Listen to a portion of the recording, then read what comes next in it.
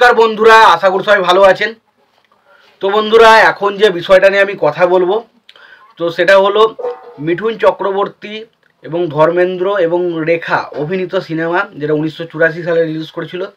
ছবির নাম হচ্ছে বাজি এবং ছবির পরিচালক হিসেবে কাজ করেছিলেন রাজহেন সিপ্পি। তো সেই ছবিটাকে নিয়ে এখন কথা বলবো। ছবির নাম হচ্ছে বাজি। তো সেই ছবিটার বিষয়ে কথা বলার আগে আগে দেখে নেব এই ছবির পরিচালক, প্রযোজক এবং সঙ্গীতকার হিসেবে কারা কাজ করেছেন, এবং তারপর নয় ছবির গল্প এবং সিনেমাটা সম্পর্কে আলোচনা করা যেতে পারে। তো প্রথমেই আসি 1984 সালে এই বাজি ছবিটা নিয়ে। তো বাজি ছবিটার পরিচালক হিসেবে কাজ করছিলেন রাজএন সিপ্পি। ছবিটার প্রযোজনার দায়িত্বে ছিলেন হচ্ছে কে এ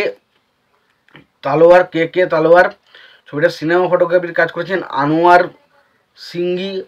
সঙ্গীত পরিচালক হিসেবে কাজ করেছেন লক্ষ্মীকান্ত প্যারেলাল ছবিটার সঙ্গীত পরিচালক হিসেবে কাজ করেছেন। ছবিটার রান টাইম হচ্ছে 136 মিনিটের মতো। ছবিতে অভিনয় করেছেন মিঠুন চক্রবর্তী, ধর্মেন্দ্র, রেখা, রঞ্জিতা, শক্তি কাপুর এবং মদন পুরী সহ আরও অনেকে। তো এই ছবিটার গল্পটা আমরা দেখি। প্রথমত হচ্ছে ধর্মেন্দ্র, সে একজন পুলিশ অফিসার, সৎ পুলিশ অফিসার। তবে সে বিভিন্ন রকম কাজকর্মের কারণে তাকে বারবার সতর্ক করা হয় যে তুমি এরকম কাজ করো না, তাহলে তোমাকে এই কাজ থেকে বরখাস্ত করা হবে। বাট সে কিন্তু সেই বিষয়গুলো মানে না, বারবার সে একই রকমের ভুল করতে থাকে। এবং একটা টাইমের পর আমরা দেখি যে ধর্মেন্দ্র ক্যারেক্টারটাকে পুলিশ যে বিষয়টা থেকে সেখান থেকে বরখাস্ত করা হয়, এবং তখন সে বিরক্তি হয়ে সেখান থেকে চলে আসে তাদের নিজেদের দেশে, এবং সেখানে এসে সে নিজের বাবার ব্যবসা সামলাবে এরকম একটা বিষয় সে সিদ্ধান্ত নেয়।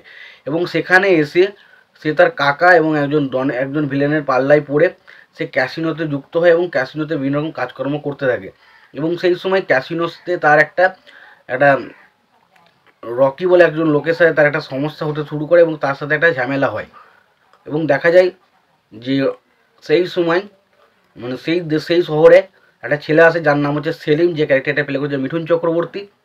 এবং সে তখন সেখানে একটা কাজের খোঁজে আসে এবং সেখানে তার রকির সাথে দেখা হয়। রকি তাকে সেলিমকে নিয়ে আসে এবং রকি সেলিমের গায়ে হাতে জোর দেখে তাকে রাখতে চায়, এবং পরবর্তী সময় তাকে ক্যাসিনোতে পাঠানো হয়। এবং ক্যাসিনোতে সেখানে ধর্মেন্দ্র এবং মিঠুন চক্রবর্তীর ক্যারেক্টারের মধ্যে বিরাট ঝামেলা লাগিয়ে দেওয়া হয় এবং দুজনে প্রচণ্ড পরিমাণে একে অপরের পিছনে তেড়ে আসে, মারপিট করতে থাকে। এবং সেই সময় মিঠুন চক্রবর্তীর ক্যারেক্টারটাকে দুর্ঘটনাবশত কিন্তু আহত করে ফেলে হচ্ছে ক্যারেক্টারটা আর কি, রকির ক্যারেক্টারটা। এবং সে তারপরে পুরোপুরি দোষটা চাপিয়ে দেয় হচ্ছে আর কি ধর্মেন্দ্রের ওপর।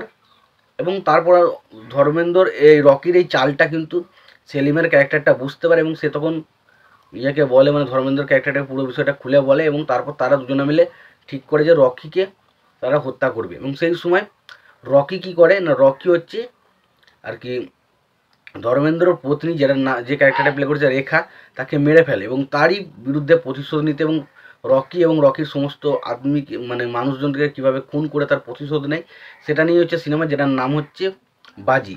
তো খুবই ভালো একটা সিনেমার মধ্যে অ্যাকশন ভরপুর রয়েছে, সিনেমাতে ডায়লগ ভালো রয়েছে, সিনেমাতে শক্তি কাপুর মেন ভিলেনের ক্যারেক্টার প্লে করেছে, সেই জায়গাটা বেশ ভালো। ছবির গানগুলো ঠিকঠাক রয়েছে, খুবই ভালো।